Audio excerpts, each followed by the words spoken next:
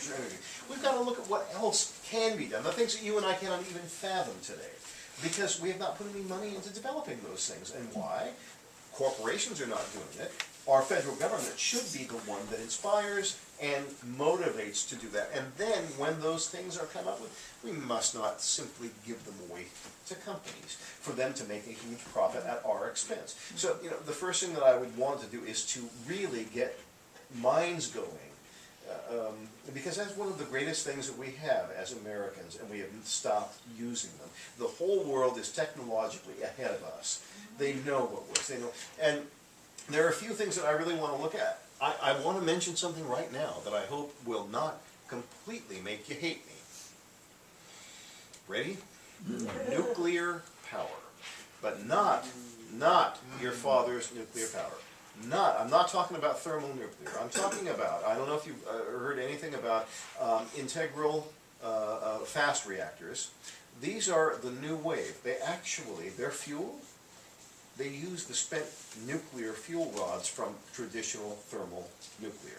The end product does not have a half-life of thousands of years. It has a half-life of about 4 or 5 decades, and then it's completely gone. It actually utilizes this nuclear waste we now have. It's completely safe.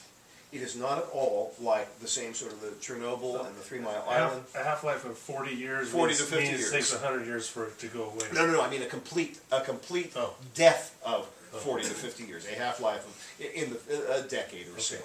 And then bingo, it's gone down the line. And I'm not going to do the math in front of you, but I'll be embarrassed.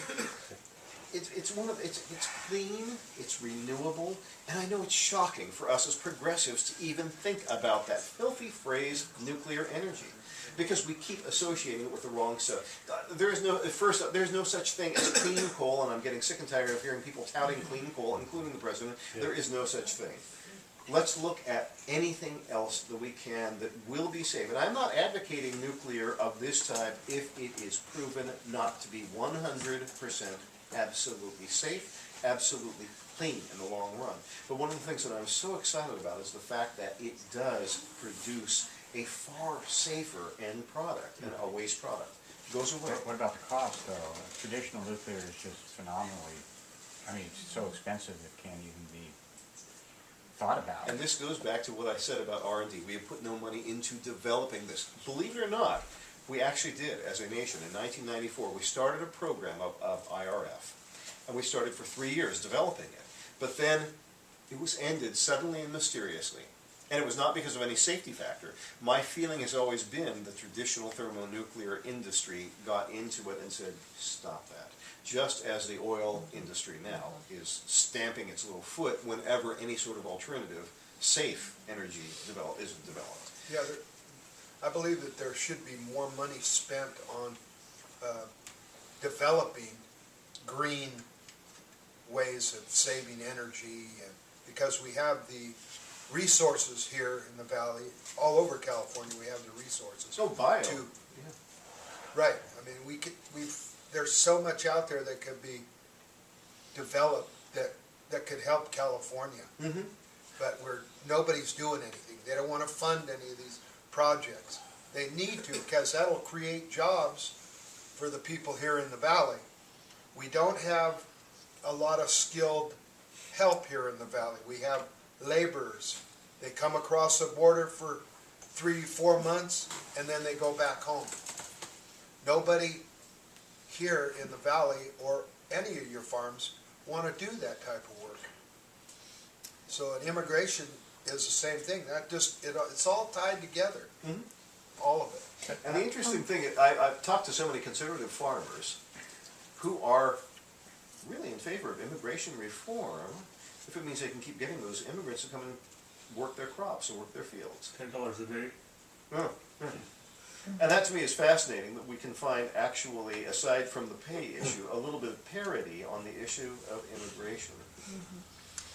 But how do you get the federal government interest? I mean, just, what was it, about a week ago, the farmers were really up in arms against Obama's, not his agricultural sector, but had just snubbed the Central Valley with all its unemployment and so on and so forth. I can't remember who it was, one of, Yeah, it didn't stop here. I remember reading, but I can't think what it is. yeah, and, you know, we don't get our fair share, obviously, here. So how do you go about, you know, By let's say you screaming get real loud, elected. let me tell you a little bit about how and why and what. First off, got to give you a little background on the 19th and why that's been a problem in the 19th district. The 19th district has been held since 1995 by Radonovich. Fortunately, now he's gone. He's going. He's on his way out. He still has plenty of time to do some damage on the way out. But there is a metric by which the power of House members is measured, and it's called the House Power Rankings. It's a completely nonpartisan thing.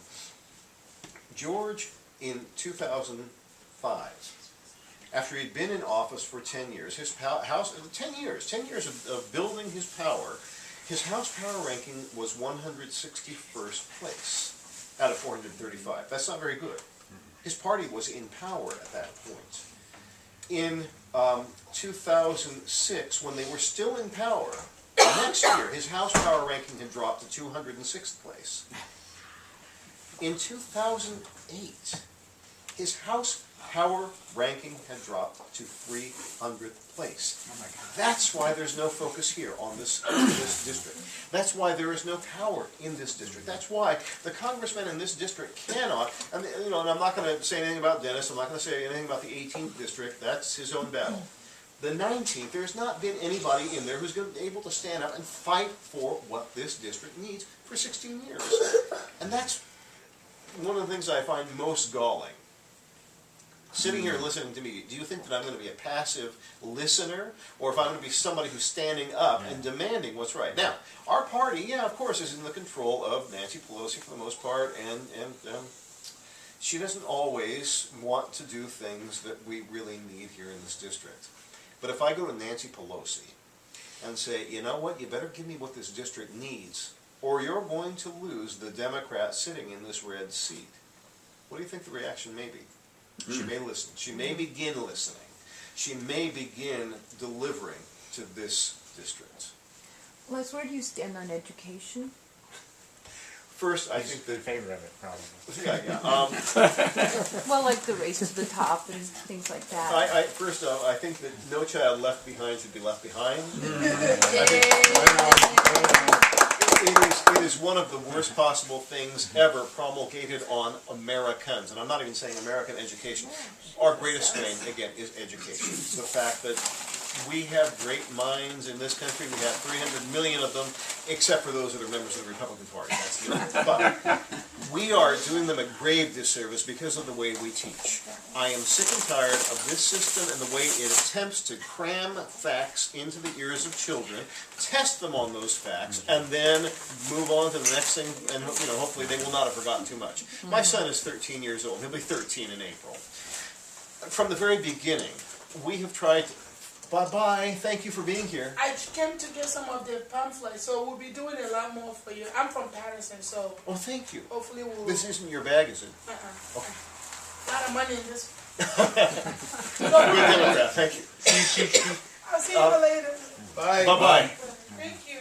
What American children need to be taught is how to learn to think. How to think for themselves. How to be... and in fact, I just was saying this, I had to fill out this long questionnaire for the CTA. And I, as you can tell, tend to have my opinions on things, and I tend to be able to go on at some length, unfortunately. I gave them several pages where they wanted 2 lines on what we should be doing with education. The fact that our teachers should be inspired to inspire their students. Education should be a lifelong process, and it should be a matter of our teachers being able to go in and say, look at this. And then excite that child to the level where that child will go on and find more for him or herself and never cease that process. That is what American education does not do. That is why our American educational system is behind so many other nations, Japan, almost all of Europe, even some of the lesser developed world. We don't spend what we should. We do not reward teachers as they should be rewarded. And again, we get into that a little bit in the union thing. I'm a very strong supporter of teachers. I've really never known a bad teacher. And maybe I've just been lucky. But I have never known somebody who's just coasting by and who does not